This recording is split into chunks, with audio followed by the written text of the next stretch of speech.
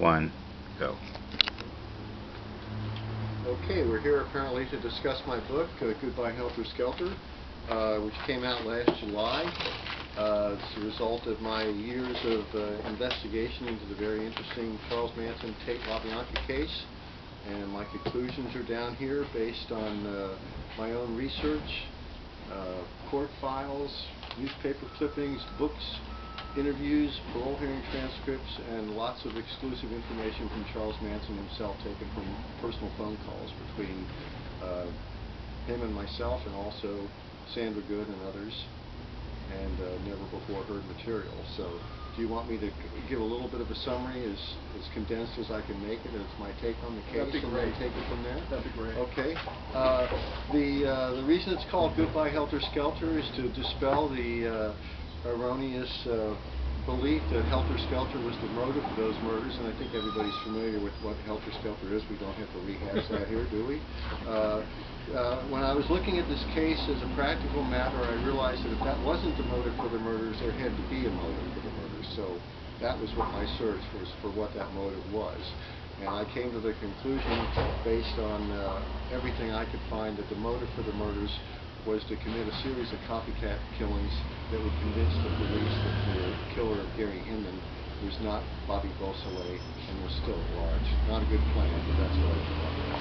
And everything I have points to that as the motive. And I know people disagree with that as being the motive, but I'll tell you right off, you're never going to find anything in the evidence that contradicts that being the motive.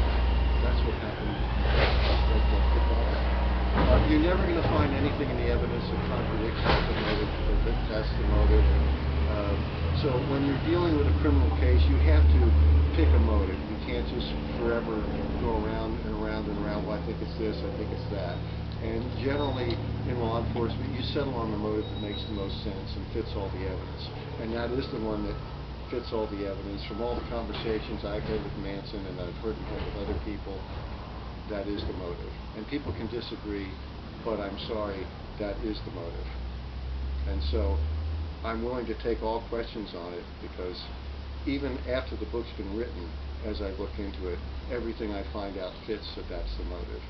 And basically, you have a chain of events starting with Tex Watson's ill-conceived drug burn of Bernard Crowe, Manson having to take care of that to the point where he thought he had killed Crowe, which is quite a favor to do to get a friend out of trouble. And then Gary Hinman, that murder, there's two basic theories of that. One was that simply they believed he had an inheritance and decided to go over and strong-arm him out of it and beat him to death if necessary to get it. The other being that Hinman provided some bad mescaline to Bobby Beausoleil, who sold it to the Straight Satan's Motorcycle Club. They were upset with his quality of the product and demanded that he go get it back, and when he went to get it back, Hinman was killed eventually.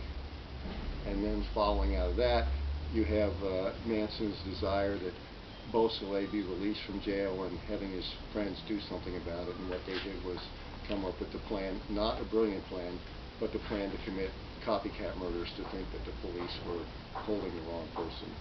So, I hope that's clear enough for everybody. Are there any questions? Be happy to answer any questions. Yes? Yeah. So you're specifically saying that Charles Manson had nothing to do with hatching that plan to get Bobby out of jail. It was the girls? Yes. For the most part? Yes. Was Tex involved in that? I think he was peripherally. Tex Watson, not the brightest guy, but I think he was involved. I can't say that he was actually one of the people who thought up that plan. I think Linda Kasabian had a lot to do with that. Oh, really? Yeah. And the other girls.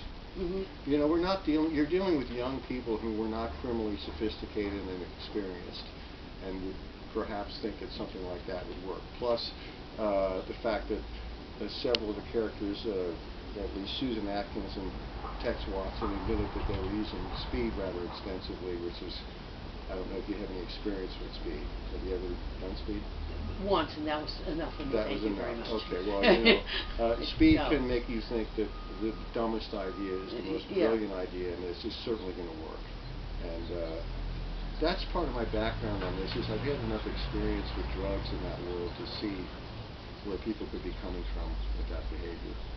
You know, you say about the drugs now, because I have experience with drugs. Okay. Probably with a lot of, especially with speed. I've done a lot of it, Okay. and I'm not afraid to admit it. And it actually has gotten me in trouble, and I've gone to prison, and I've done some prison time.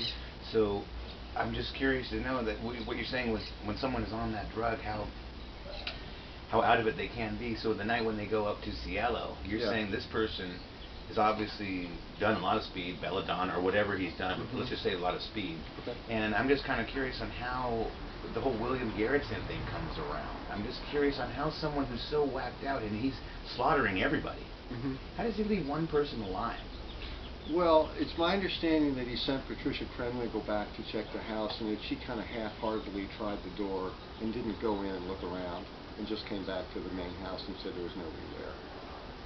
What about also Garrettson's stories, though, with the men in black and these crazy stories that we've heard of his testimony? Because his testimony seems so weird to me. It's like, I mean, I don't know what the guy is on or what, I don't know his real history, but it just seems everything he's just said just doesn't make any sense whatsoever. Well, then maybe it should be dismissed, because I'm not really familiar with his testimony, what he heard or didn't hear, or where he was or wasn't. Was he hiding outside? Did he know something was going on or not? I don't know. I don't think he had anything to do with it other than being on the property. I think that the quotes he's referring to took place a couple of years ago, and he was clearly in the throes of mental illness. So, yeah, I mean, you have to look at what people say kind of close to the event, and you know, you don't know over the years how much they've been colored by what they've heard other people say or believe.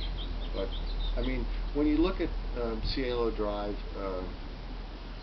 why was Cielo Drive chosen, or was it chosen? I think it was chosen because Tex was familiar with the layout. He knew how to get there, and he knew the layout of the house. Tex is, I don't mean to put the guy down, but he's not a very bright person, and he's not very imaginative. No, and especially after being on drugs. And he's on speed, and he just got Charles Manson in his face, you know, telling him to do something. Well, okay, what about the rumors that are around that Sharon Tate was not supposed to be there that night? I mean, supposed to, you know, for what? I mean, I don't think it mattered who was supposed to be there. I don't think that they had any advanced knowledge of who was there or not that's there. What I mean. Yeah, Did they have any advanced knowledge? No, I don't think so. I think he said, take care of the problem. The girls had the plan, and so he drove away, and nobody knew what he was going to do until they got there. You read the parole hearings, Patricia Krenwinkel says, I thought we were going out to rob somebody, and we were driving for quite some time in silence, and finally Tex said, we're going to the house Terry Melcher used to live, and we're going to kill everybody there. And, you know, they were kind of startled. They were going along with this plan. And you have to realize, you know, they all considered that Charles Manson had killed for them. Crow was alive, but they didn't know. Right. And he was threatening to trash the ranch. So as far as they were concerned, he had already committed murder for them. And when you look at the times, violence was a viable option. I mean, there were bombings going off, and it wasn't like everybody was in peace and love. It was like the world's ending. Tex Watson says, I didn't think the world was going to be existing, so it didn't really matter what I did. I wasn't going to get caught. There was going to be no system to try me even if I got caught. But I don't think these people had a lot of thought in that. You talk about yesterday, we're out at Spawn's Ranch, how isolated it seems. Well, it was probably 10 times more isolated then. And it's easy to get out there and think, who's going to find me? That was 25 miles away, you know? They didn't have a clear grasp on reality. Right. You mentioned a moment ago that Watson had Charles Manson in his face telling him what to do. Could you elaborate on that just a little bit? Well, not telling him what to do, but just saying, do something. I killed a guy for you. You know, you kind of have to realize that dynamic, that people don't realize that he, as far as he was concerned, had killed somebody to clean up Tex's problem with Crow. And I'm sorry, if I do a favor for you and I end up killing somebody, I'm going to get in your face about it because you put me on the spot. Yeah. You see? Yeah, it's reciprocal behavior. Yeah. And you're not saying necessarily do what I did, but say, hey, do something that's equal to. Yeah, take care of it. Yeah. I took care of your problem. It wasn't my problem. You set it up, and he says in my book, I thought and I came up with the idea to do it. Can we go back a little bit to Gary Hinman? Sure. Did Manson and Bruce go to the house? Yes. They did. Yeah. And what is generally known, that that there was a phone call, and Charlie told him, do what you got to do. You know what to do. Or that, in essence, that. I don't know if that was in the phone call or he said, when he said that. I don't know that. I don't think that they called him after Hinman went back on his word and threatened to go to the police. Manson was down the road. He'd left. Yeah. He was gone. Yeah. But Bobby made a phone call to the ranch. Bobby made a phone call, it's my understanding, and spoke to Manson and said, Gary's got the gun, because he was supposed to go over there and get the money back for the mescaline deal. Mm-hmm. And he'd been roughed up by according to him, which there's no really reason to disbelieve him unless there's evidence indicating that he's not telling the truth. Mm-hmm. That's how I take testimony. I'll take it at face value unless I can correlate it with something else that doesn't make sense or doesn't agree with physical evidence. I generally believe what people tell me. And it doesn't mean to say I'm gullible. And it doesn't mean to say they're all telling you the like truth. Occam's razor. Pardon me? Occam's razor kind of stuff, that whatever the simplest solution is probably the solution. Right. I think people watch too many movies where there's a real complicated solution to all imaginative thing, and then they go, well, it couldn't be just copycat killings, it's got to be something else. Yeah. But they're never quite sure what that something else is. And they're not really basing it on any evidence or facts. You have to look at what facts are available. These murders happen for a reason. And if it's not Helter Skelter, it has to be some other reason. So you look at the other possible scenarios that have been advanced. Like you're talking about the drug deals with Frykowski and all that. Well, where's that coming from? You look at other comparable crimes, like, for example, the Wonderland Drive killings. Okay, very similar. In fact, at the time when that happened, they were saying, hey, it only happened 5 miles from the Sharon Tate house. It was that much of a similar crime. But they knew who did it, why they did it. There was none of this, well, we think he might have known somebody. They knew, they just couldn't predict Nash of it. George, you were saying that you have to really pay attention to what people were saying at the time. And in your book, you wrote that you wrote most of the book before 1999, right, and not too much after that. Were there any exceptions to that? Do you think there's anything new to be discovered? I looked into new stuff. I wanted to get recent parole hearings to see what people were saying. That's the way to get a lot of information from parole hearings, not in books and things like that. And everything I got in them matched. So, and as I say to you, you can believe me or not believe me, but as you continue your personal investigations of this crime, you're going to find everything you find out matches the copycat scenario. Because that was the reason they did it. I've heard too many conversations between Charlie and Sandy, or Charlie and me, over years for this to be something that they're just putting on to fool me. It's just, right. When you've known somebody for years and they're talking about this stuff, it's like enough already. We heard it. And it's not like, okay, we're going to tell him this and he'll write a book. Because, he didn't even know. Most of the conversations he's having with Sandy, that wasn't for a book. They were just having conversations because they wouldn't let her visit. So I would say, when he calls, you talk to him. I talk to him in the visiting room. So that's the way they communicate. And, boy, I want to be peppered with questions because I really think it might take me a while to think of the answer, but I do think I have an answer for everything. So, in general, you don't really believe a lot of what Linda Kasabian. I think Linda Kasabian's a little bit dirtier than she's made out to be, not the poor little hippie girl. I mean, she shows up at Spawn's Ranch, she meets Tex Watson, they hook up immediately. The next day, before she even meets Manson, Watson talks her into stealing thousands of dollars from her husband. So she didn't, this image of her is, oh, she's just in the wrong place at the wrong time. And I was just thinking the other day when she says Frykowski came out of the front of the house and she looked him in the eyes and said, oh, I'm so sorry. I was thinking maybe she said it like, oh, I'm so sorry. It's You more see? sarcastic. Yeah. Yeah. You see yeah. what I mean? Because it doesn't Yeah. fit with the rest of her behavior that night. And who was driving the car that night? Watson and Kasabian? You know. Yeah, because, hey, Kasabian had the only valid driver's license. Well, you they know, were worried about valid driver's you know, licenses. I know. I'm going out to commit murder. Who's got the driver's license? Yeah, I know. That's the kind of thing that kind of Yeah. it doesn't quite mesh. No. If you've ever been in what I call the underworld, there's a lot of stuff down there that people like Vincent Bugliosi and probably most people who've read books have no idea what's going on in that world. No. You know, I've been There's in, no way they can relate to it. Right, and I've been in, for my life, I wouldn't say I'm a gangster or anything, but I've certainly been around enough people who are doing drugs and dealing drugs to get a feel for that. And hey, did you hear so-and-so got his door kicked in and they beat the shit out of him and took everything he had? Yeah, I did hear that. You know, it's not like, that's what happens. At one point you do believe, Linda, though, when at La Bianca, when Charlie goes into the house Right. and he comes back out, she said that it only took enough time Right. for her to smoke a cigarette. Yeah.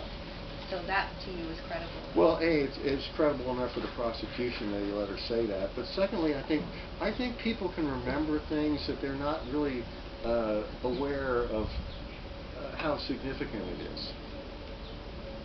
And I think that he went out and they lit up a smoke and, oh, here he is back. And I think that's a little detail that she remembered that she didn't realize the significance of it. Okay, so that wouldn't be part of any like preconceived idea of hers to shed blame somewhere else or to lie. It was just something that she just said. I think it was a detail. Police OC said, well, how long was he away from the car? And she said, well, I smoked 3/4 of a cigarette. I know that. You know, The significance then is that he couldn't have been inside tying people up. no. Yeah. Because I actually did a thing where I took the picture of the. You know, I did all kinds of imaginative. Off camera for 1 second, sorry.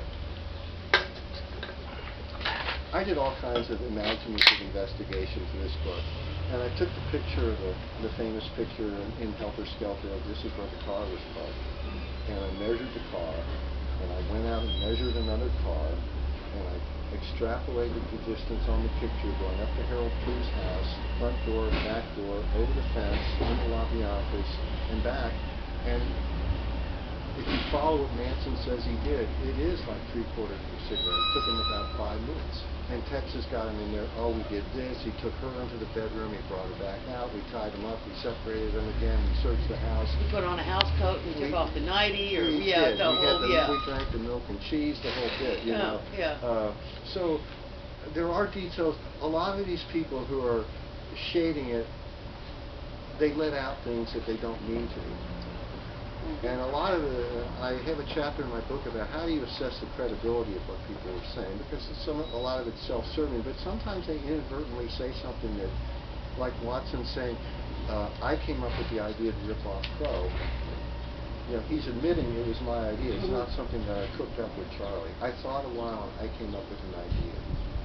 And then he refers to the money I stole from Crow. And Charlie said it was my mess. And as I said, if I had a deal with you, I'm going to do A and you do B, and we do that, you can't come back to me and say, you know, I did A and you owe me. I don't owe you. You know, I ripped the guy off, you took care of it. What's the problem? Do you see what I'm saying? Yeah, I do. Yeah, I understand. Yeah. So a lot of these things people don't think about. If you're predisposed to think that the Manson's a bad guy and he's, you know, all he did was evil. And I'm not saying he's a good guy. He's terrible. I mean, face it, I know him. He's horrible. But he's not all horrible. He's great, too. And like I say, I think that if he had wanted to, he could have severed his case from his co-defendants and gotten off with a lighter sentence. You think he could have done that, or do you think they purposely tried them all together?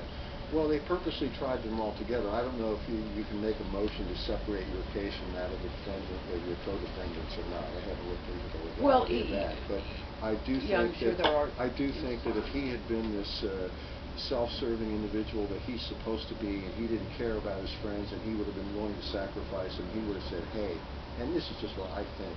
I'm not going to for a second put myself in his brain and say what he would have done. But and you have to be real careful. I do with this case is to start talking about what you think other people's motivations are. But the fact that he was willing to, some would say, hang together or hang alone, and to go down with his friends is, to me, it's very admirable. That's the thing I admire most about him, and I do. Well, personally, I was wondering myself why the girls didn't separate themselves from Charlie. Well, they were guilty. I mean, what's Patricia Krenwick going to separate her case and her fingerprints on the bedroom door? I mean, they were guilty. Well, that's it. Why, if he wasn't involved, why didn't they separate? To protect him. Yes, exactly. Thank you. Protect him.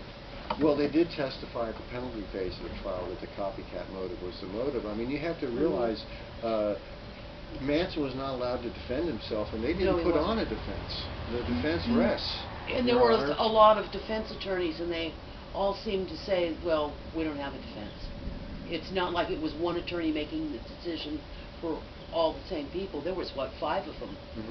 Or attorneys and assistants. Well, they might not have had the defense for all 4 of them, but they were being tried together. Right. I mean, there's no defense for. Well, you would have thought at least maybe one of the defendants' attorneys might have put on a defense, but none of them did.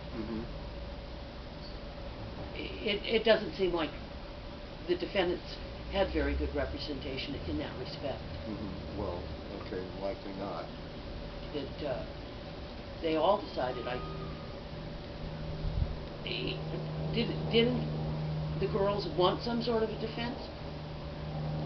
Proffered? I've not heard that written anywhere or in any of their books or Susan's book. No, I just wondered just exactly how that came about. Well, there could have been some, and again, this is speculation on my part. Well, because an attorney works for their client. Right. That's, Well, if you're not allowed to put on the defense you want, which would have been Manson defending himself, you might say, screw it, we'll win on appeal. He might have thought, I have a constitutional right to represent myself, that's what he's going to do.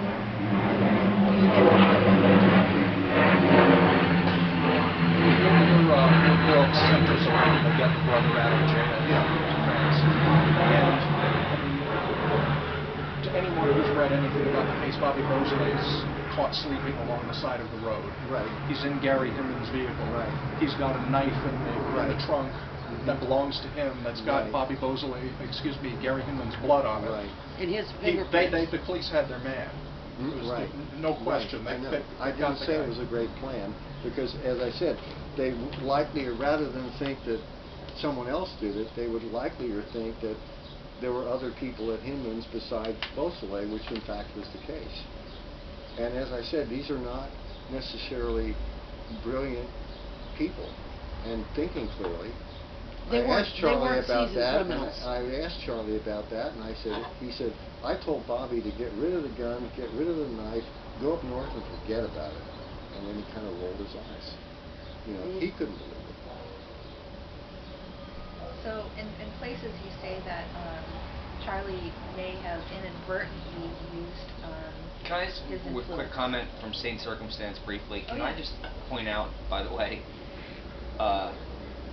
maybe it's me because of the kind of person I am. I'm very hyper. I have a lot of energy. But, like, even just coming on a trip like this, it's hard for me to sleep. I can't imagine someone who just killed somebody who drove maybe a couple hours and had to pull over and sleep on the side of the road. Like, wouldn't he have, like, had adrenaline going, and wouldn't he have had, like, energy and, like, if you're fleeing, I guess, or whatever he was doing, like, wouldn't you just think that the guy would have... It's hard for me to get that. Well, you can't... And I'm not asking you to speak for Bobby Beausoleil. No, I'm not, but that was just a personal thought. You can't really put your own perceptions on other people. People are just different. People are different. But how far is San Luis Obispo from here? A couple hours? Stoner had actually been there. We went to that spot, and it's at the top of a very steep grade. I mean, it is steep. And, you can't say what happened back then, but Stoner and I thought maybe, something happened with the car. The car, overheated or something, because it is It is a steep freaking grade. Yeah, well, that would make more sense to me than to just think the guy just like, I'm tired now, I'm gonna take a nap on the side of the road. And That makes no sense. everybody has a different reaction too. I mean, you could just shut down and need to sleep, almost go into a fetal position after you've done something like that, just to blank it out.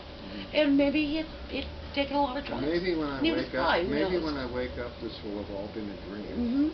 Maybe not. Well, you know, you don't know though. But then Right, hide, exactly. like go You and don't like know. go somewhere and park, no? Like the side of the road. Well, Like it just seems to me like I have to go to sleep right now, I'm exhausted, like If I it just, was it's dark hard. when he went up there, he may not have realized exactly where he was. Yeah. Yeah, I don't know.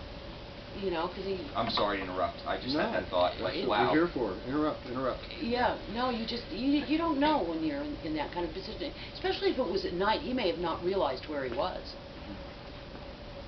And La Cuesta grade, was it right on Highway 101?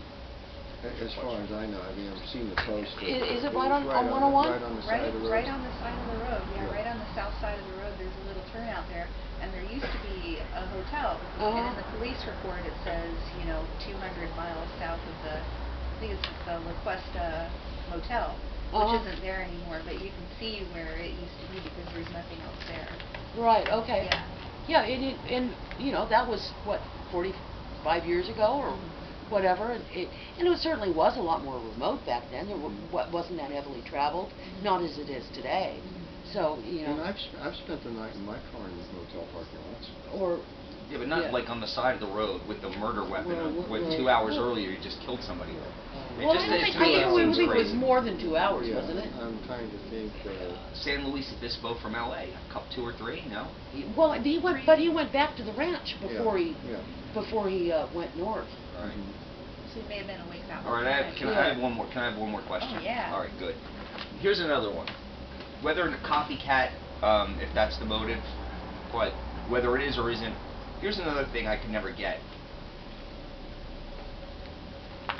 All 3 of the crimes, whether they're related, not related, copycat, whatever the case is, but even like the cops themselves, Bugs kind of mentions in the book, it's like weird they didn't catch it.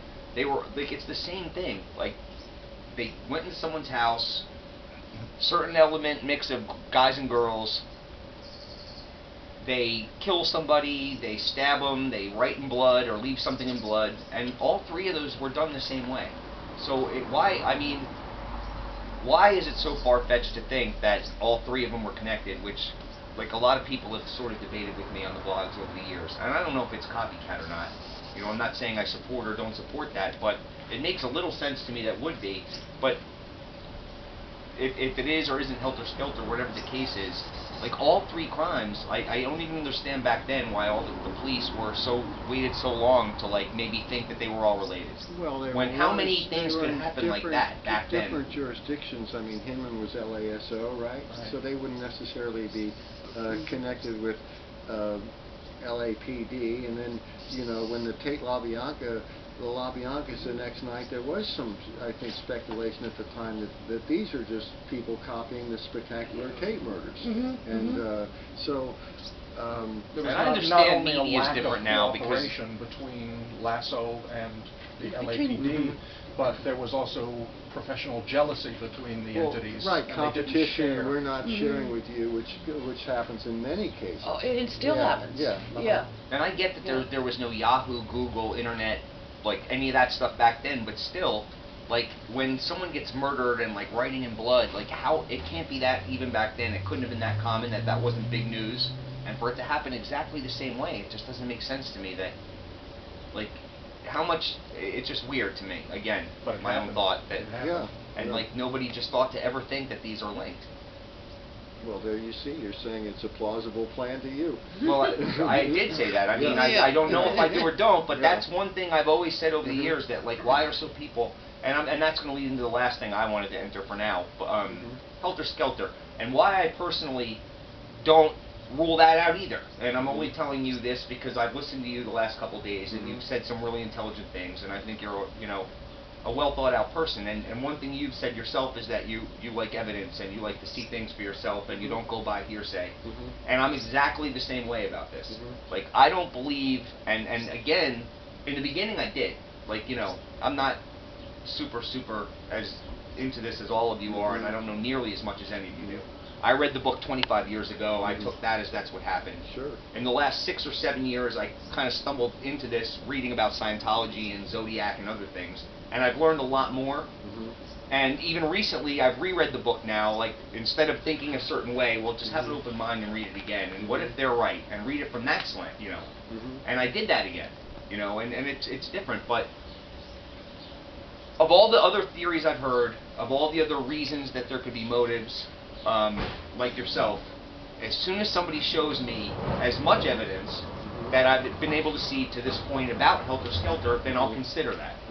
Well, and you'll consider it. Yeah, I mean, but I you know, I have seen, and not, you know, your book for specifically or you specifically, but just talking to different people over the years, that Helter Skelter is made up, or it's a victim of Bug's imagination, or it's a fantasy. But I've personally heard people who were there myself back then when it actually happened in interviews, even back then, like in Hendrickson's documentary, say that Charlie talked about it.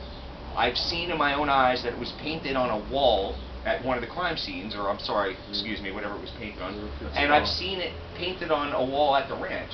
So in my mind, me, a human, rational person, seeing what's in front of my eyes, I believe that at least it existed. Oh, now, no, how important it was, did. or whether it was the motive, or It what did. the... But that's where certain, not yourself again, because I haven't gone there, but certain people lose me when they start telling me it's all a victim of Bugs' imagination. Okay, well, I'm open to that. But show me more than at least I've seen physical evidence, I've heard witness testimony, I've read parole transcripts from the people who were there at the time, who've all said that it was at least some part of what happened. No, and I don't say it isn't. In fact, I asked Charlie about that, and he said, yeah, we talked about all that stuff, but they they tripped on all kinds of different ideas and fantasies and things. And when you talk to, when you look at Paul Watkins at the trial testifying about Helter Skelter, he's recalling a conversation Manson had at the Gresham Street house 6 months before the murders, which is a long time ago to be bringing that up in connection with what happened later when Paul was long gone at the Carter Ranch with Big Paul. You mentioned listening to being conversations between Sandy and Charlie, and your conversations with Charlie and your conversations with Sandy. What is your perception about the involvement of the Helter Skelter, the entire Helter Skelter story, as far as any kind of a motive could be concerned? I don't think it would be a motive. It's not a motive at all, but it's in the thought, and even today to say that there's a race war going on, and that it's coming on. And you look at the news. Every time you turn on the news, there's the cops are killing blacks, and it's worse. You'd think it's worse than ever now. Right, but let me, the race war thing now. With as many times you've seen Charlie, and I know he's ex-con, and I know I'm an ex-con myself, and I know the politics that go on there. Maybe you can answer this. All the times you've seen him in the visiting room, does he come off like a racist? Does he ever say to you, I don't like black people? Or, I mean, because I know how it works in prison. I know that you need to stay with your own kind. And now I understand he's not in the GP. He's not in the general population. Right. He's segregated. He's housed with some really bad people, way worse than him. And it's sad to think that those are his friends. I'm just kind of curious, has he ever mentioned to you anything? And I know he's been in prison for a long time. Does he seem like a racist to you? That he doesn't like black people? A racist? I don't think he likes or dislikes black people any more than he likes or dislikes anyone else. He considers them to be different. By dictionary definition, he would be a racist because he considers that the white mind is more evolved, it's more creative than the black mind. And do you think that's because he is a product of where he's from, Kentucky and in Ohio and that area back there that is not as... Well, certainly he's a product of his times, but... But is he sounding more like a convict or somebody from the South? See, there's a difference. He's a convict. Right. But I also understand he's from the South, and people from the South, I understand there's a way differently. So when you talk to him, what is he sounding like a convict, or is he sounding like someone who's just from the South and we just don't like black people? It's not, to say that he just doesn't like black people is not true, because there were blacks in the visiting room that we interacted with. That black people are in some ways inferior. Yes. He does. And I would okay, venture this. is that from the prison or is that? No, I'll say this. If you don't see a difference in the culture of Sweden and the Sudan, you know, look, I know it's something people don't want to talk about, and it's not a judgment per se, at least from where I come from. But I think there's a difference, culturally, however you want to put it. It's not right to say that. I don't think that there's anything a black person can't do. They're not too stupid to be president. I mean, to be anything. To be anything. But, I mean, I have to look at reality in the world and what I see. I was at the De Young Museum looking at Dutch masters' paintings in the 15th and 16th centuries, and they were just amazingly looked like photographs. They were so well done. And thinking about the culture of Africa, it's just different. It's not there. And if that makes me a racist, then that's what it makes me. But I'm not one of these people that says the only difference between blacks and whites is the color of their skin, because I don't believe that. And maybe that makes me a racist, but I think anybody honestly looking at it. First of all, this isn't about you. Actually, this is more about the mind of Charlie and how what he's thinking. Right, I know. And honestly, can people grasp the concept of a race war? To me, he honestly just sounds like every convict I ever came across. Like, look, man, you just don't like blacks, and you don't like the Mexicans, and you need to stay with your own kind. And he is a convict. Sure. So he sounds to me at times like a convict, man. And so this whole thing, like, you think they're gonna take over the world, we have to go to the desert, we have to hide in a hole somewhere and then come out, and then because they're too stupid to figure it out, but there's going to be but they're smart enough to figure out there's going to be a war. But that's all fantasy talk. Exactly. That's just tripping so around. It's like, to me, shit. he just sounds like a regular convict who's like, look, I'm just saying what a regular con's supposed to be saying. Well, and supposed to say, but I mean, I've never been inside, but I talked to guys who have, and I don't know what your experience is, but they say you stay with your own kind. No, you do. Yeah. You do. You don't believe me. You don't even you sit at the wrong table and you get your ass whooped seriously. So yeah, definitely. Don't go to jail. Definitely, he's a convict. They got the wrong kind of bars there. To me, that's how it just seems like he is. Personal service message from St. Circumstance. Who needs another beer? Right. He's no, not you. I didn't mean really good convict, really good pimp, and a petty thief. That's really about it to me. Could I ask a quick side question? What do you think, or what are your thoughts, or have you heard from some people that you know, obviously, how does Paul Watkins ever go back and forth the way he was, where like he's in the same documentary, like testifying and backing up Bugs' motive, which everyone hates, and at the same time he's in the same documentary hanging out at the ranch partying with these guys. He floated back and forth, and they really didn't have an idea of what he was going to say until he got on the stand and said it, and it was like, what are you doing? Oh, so that was editing in the movie then. That wasn't actually like, they didn't know he was doing that at the time, that they were showing him sitting with all of them. No. Oh, okay. Yeah. Okay, because that never made sense to me either. I mean, I know he became a future politician, but that was pretty smooth if he was able to go back and forth like that. No, nobody would be that. And Juan Flynn too. Like, I didn't even realize, I watched the second documentary from Hank Hendrickson a dozen times before I realized that was Juan Flynn. Like, I couldn't tell him apart from anybody else that was in the quote-unquote family. And they made it out to be, again, like he was against them and he hated him and he was always fighting with Charlie and they were going to kill him and threatening to kill him with Crockett and everybody else. And obviously not, because he's in the documentary after Charlie was already arrested and he's hanging out with all of them, partying, naked. Like, some of those guys, it seemed like to me, were able to have it both ways. Well, again, you're filming the documentary during the trial, and I don't know when he testified, but, you know, they didn't know what these people were going to say. And I'm sure they didn't, after all that came out, and those weren't popular people anymore. No. Yeah. That was a stupid question. All right, sorry. Helter Skelter was crazy. You know, it was crazy. I know, I'm that they were blocking the book. going to Sorry. be in the desert for We're not selling Coors here. 100 years, and then come out of this hole 100 years later. You know, you said that. So why weren't they deemed, you know, not competent to stand trial? Why didn't it go that way? If Helter Skelter was the motive and it was true, and they have these crazy ideas. That's a good question. I don't have an answer to it. But, I mean, Sarah Lipsey said that in her book, that they really believe this, they'd be psychotic. And not necessarily legally insane, but certainly you'd say, well, we're not going to put these people to death because they've got problems and belief systems. It's crazy. But then why? Like, if they were willing to do is go as far as they went, do all the things they went anyway, like, wouldn't that already make the argument they're crazy? If you're gonna do the actual things that you've done, is the why what determines whether or not you're crazy? Like, you've done it. Like, if you're gonna, I guess that's a matter of judgment, right? Because I'm talking about what other people are gonna perceive, but. Well, I don't think it's crazy per se to kill somebody. Is that what you're saying?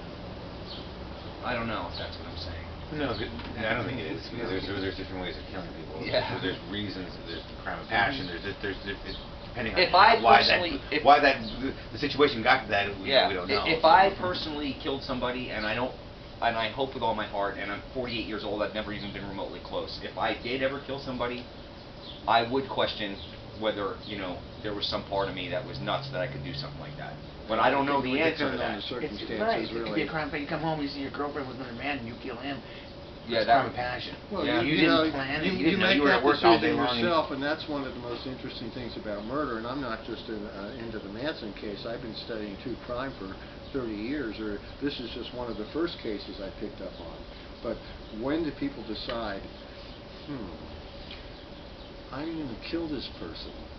That's kind of way down on my list of how to get out of the situation, unless I'm pressed. But some people, boy, if I just killed my wife, I could screw my girlfriend. Yeah, All the time. That's a good No, I point. could collect all the insurance, pay off all They my do come up bills. with a lot more selfish reasons than that.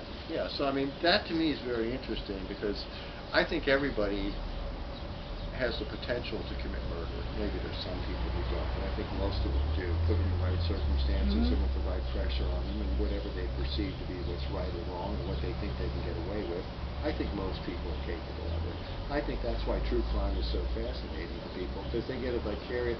I know a There woman, but for the grace of God go I I. know a woman who just was so treated wrong by her husband, and all she wants to do is watch Wives with Knives on Discovery ID and watch these women stab their husband to death, and that's how she gets, That's how she relieves it's a her relief situation. for her. Yeah. But some people, it's more than that. It's got to be more. Yeah. I got one last one, and I promise I'm done. You But don't this have is to the one promise other thing anything. The day is young. Yeah. It's not even new. Of the reviews A of little the after. book that I read and the conversations we've had, the one other thing I would like to address to see where you and I are not at the same page is, as far as, and I agree, I'm in the minority with a lot of people about this, but as far as was he denied the right to represent himself? Now, I might be just playing semantics and mincing words here, and that's fine, but do you think there's a difference, or am I completely wrong? Is there no difference? And I asked Hendrickson this, and Robert Hendrickson, I'm sorry, Mr. Hendrickson, and he never really answered me, but is there a difference, and is it a significant difference, between being denied the right to represent yourself and being given the right to represent yourself, and not doing it the right way, or taking advantage of that, or misusing it, and then having it taken away from you? Because my view is that he was, from what I've read, again in the books only, he says he was there and he saw something different.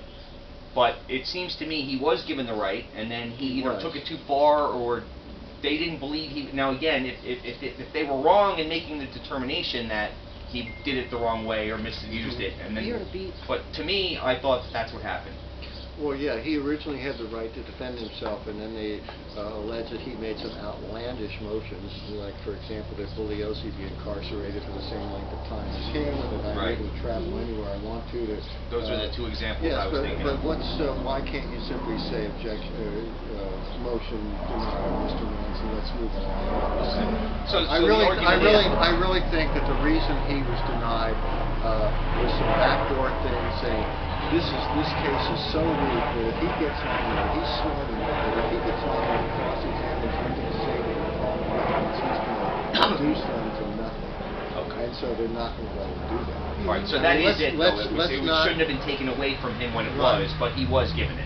Yes. And okay. Yeah, he was evaluated by George Ball, I forget what his title was, retired judge or something, and he said he was very confident and very knowledgeable about the law, and I said, it's almost that Charlie knew too much about the law rather than not enough.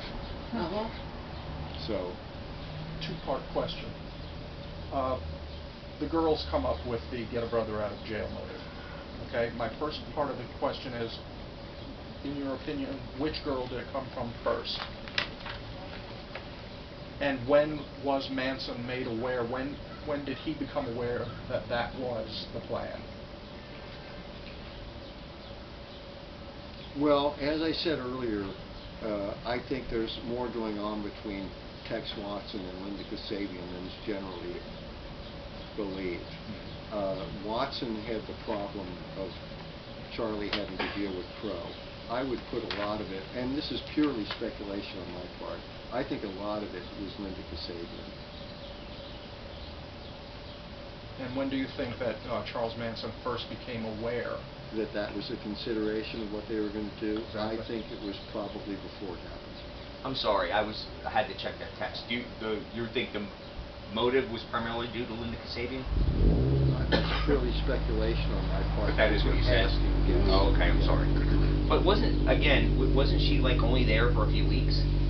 Again, she was there for 3 weeks or so, but with Tex Watson. I mean, you've got to look at that dynamic. Right, and Tex this is just something that I realized lately. When you talk about, when they recall, she says that first night when we made love, I felt like I was possessed. And when he talks in his book about having sex with her, he really goes into some really a profound experience.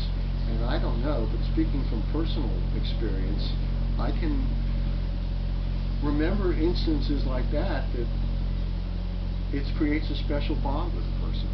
And I really think that they were two peas in a pod, and they were both doing speed, which affects it. Speculation, but more believable to me, more down to earth than Helter Skelter. The main thing about Helter Skelter you have to remember is that was a motive used to show intent for Charles Manson. Intent is a legal requirement when you want a conviction for first-degree murder. You don't need a motive. Generally you don't, because the guy did it. He admitted he did. We have evidence. We don't have to show why he did it. But if there's no evidence connecting someone with the murder, all you have is the motive. And Bugliosi says, if I could have found another motive in the evidence, I would have dropped Helter Skelter in 2 seconds. And as I say, there was another motive in the evidence, but it wasn't a motive for Charles Manson. And getting a conviction for Charles Manson was paramount because, I mean, he was guilty from the get-go. If you can find one newspaper article that even entertained the thought that he might be innocent, I would really like to see it. Okay, I'll look for one for you, Joe. Yeah. I'll look for one. So if it was really Linda then, and Tex, that was like the cause of this, or the real true motivation behind it, how does that, so it would be untrue then that the second night Charlie was directing where they were driving and where they were going and where we're stopping and finally picking a house after 2 hours, because Linda and Tex would have been the ones with the reason to go there. True? So then that all has to be not true, that Charlie wasn't driving them on and off and stop at this church and let's get this far. That's what I'm talking about, the second night. But what's the source of all that? But if story? Linda, we just said that Linda and Tex would be the main motivation behind these crimes, well then Linda and Tex would have had the reason the second night to go to that house. So basically what you're asking, and I'm saying is why did they would commit crimes the second night? No, I'm asking is why have I read that, specifically what I'm asking is if Linda and Tex were the real motivation behind these crimes, and the second night, from what I've read, it was Charlie who was directing where they drove around, where they stopped, which house they didn't choose, which house they did ultimately choose. According to Linda That would have to Kasabian. have been Linda. But Well, that's what I'm saying. So according you're to saying Linda that Kasabian. that's not true. Well, I'm saying it's according to Linda Kasabian. I'm not the absolute arbiter of what's true or not. I'm just saying I consider Linda Kasabian to be a very unreliable person as far as her credibility. Right. And I also think that a lot of the substantiation of that tale of driving around and everything are people regurgitating her story. Certainly Tex is, because I really think that Tex And Bugs would have a reason to. Purely speculation on my part, but I think Tex said, you know, I'm cooked. I'm gone for this. And I think he was trying to protect Linda and keep her from getting into more trouble. And that's because, good, by the way. Tex should be cooked cooked for this. There for was more going on there, and is generally perceived. My theory, but yeah, no, I think there could be something there Yeah. to Tex and Linda, but I just again When every time I try and think about going that way or down that road, and then I have to figure out, but again, I always end up with, but Charlie made that decision. And that night, from what I've read, but you're right, according to her. According to Linda, yeah. Mhm. Okay. All right, fair enough. Because again, Bugs would have, whatever she said would have been good with him, because she was basically saying, if you're that's the way you feel, then he was kind of guiding on her what to say in the first place. And if Tex had her back, well, then there would be nobody else. What about the fact that, like, what was the difference between what Sadie or Susan did the second night out and Clem? Nothing. And yeah, so what happens there? I mean, that's just not my selective justice. You can ask the prosecutor. I'm actually about curious that. about something. Justice? I'm just curious, and this is just awful what we're talking about. How much was the music involved in this? I mean, you've talked to Manson plenty of times. I'm just wondering, all the times you've talked to him, I mean, has he ever mentioned, did he want to be a rock star? Was it, how much, I mean, I know he was pretty good at playing. We've all heard the tapes and everything. I mean, how much musically have you talked to him about? Like, what was he trying to become something big? Did this happen? Did Melcher really come down there? Was he really mad? And also Dennis Wilson, too. I think a lot of people, it makes sense to them because a lot of people would like to be a rock and roll star or a big star, so it makes sense that everybody would be. My personal take on it, I mean, he never said anything to me about what a disappointment that was. Did you talk to him about music at all? Oh, yeah. But I mean, and on tape, but he basically said, you know, looking at Dennis Wilson and the way he lived, he was a slave to his record company, he had no money, he couldn't do anything, he was locked up. Charlie considered it a prison. I'm not saying that he wouldn't have, if it had been very easy for him to do something, he would have, because he is a singer-performer, and he spent a lot of time before, in the early days, just going into restaurants and things and playing to get money for food when he was traveling around with Mary and Lynn and Pat. And but I don't, you know, this idea of him wanting to be a rock and roll star, no. So the whole, wow. And it wouldn't be a rock and roll anyway, because that's not really well, I know, I mean, like music. Bob Dylan, Arlo Guthrie, or at the time of what was going on. That was big, folk was big at the time. Right. And he was, that would be folk, considered folk music, I guess. Right. We've all heard the Lie album, and we know Family Jam is you his know, music, but we know Grogan singing it. When you listen to the tapes of him, his audition tapes on Charles Manson Unplugged, does he sound really serious, or does he sound like he's just fucking in the studio? He sounded like he was having fun, that's for sure. Yeah.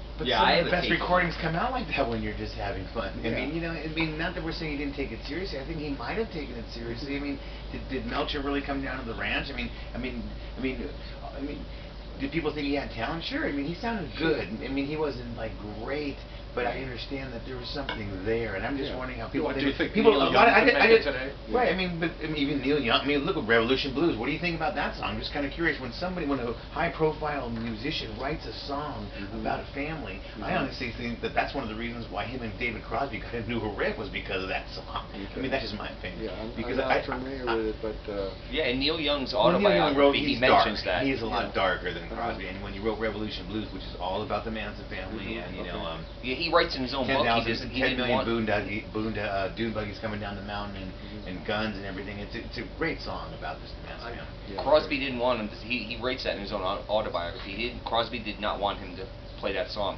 They didn't want to play that song. And you know what, I think, I honestly feel Neil Young's closest thing we have with Dennis Wilson. And I know Dennis, if he would have written a book, if the movie would have been written, if we could have just learned about those 8 months they were living in his house, if they made a movie just about what went on there. To me, that was, I heard there was a lot of partying, a lot of fun. I don't think it was 8 months. Well, maybe, but just the time that they were staying there, that's the book we'll never read, the movie we'll never see. And then unfortunately his death. And to me, it just seems kind of mysterious how everybody that's even remotely connected to Manson somehow mysteriously dies. And I'm not saying that Dennis had anything to do with it. It's just weird to me. Look, he just happens to be there. Charlie said I had scuba divers waiting for him when he dove off that boat. It's just weird to see, man, because he was a good man. I'm sure no one had anything against him. You know, it was an unfortunate accident that happened. But it just seems to be that way. So I just want to put the music theory here, because I think a lot of people think like, well, it happened because he didn't become a rock star. It was Melcher's fault, that son of a bitch, and we're going to get him, and we're going to go to Seattle, and we're going to leave something witchy. And then we're going to, kill the Labiatas. Right, and then we're going to kill him. Yeah. Exactly. That's what I'm talking about. Yeah, exactly. George, I hope you wouldn't mind indulging me asking you a question completely unrelated to your book. I've read different accounts of what transpired between Bill Nelson and Sandy and yourself, and the firing back on both sides and how it ultimately turned out. With that, would you explain that to us, please? All of it. If you don't mind. The whole story. Do we have more tape? On tape. We're gonna need more. We're a little short on. Let's take a quick intermission here because I need a bathroom break and another beer. And should we take a little break? No, like we had little 5 minutes left, real quick. So, okay. unless you want, Well, why don't we take a break? Let's take a break. Yeah. Intermission. We can take a break. Oh, look at you. I really want a cigarette. I'm old school smoker.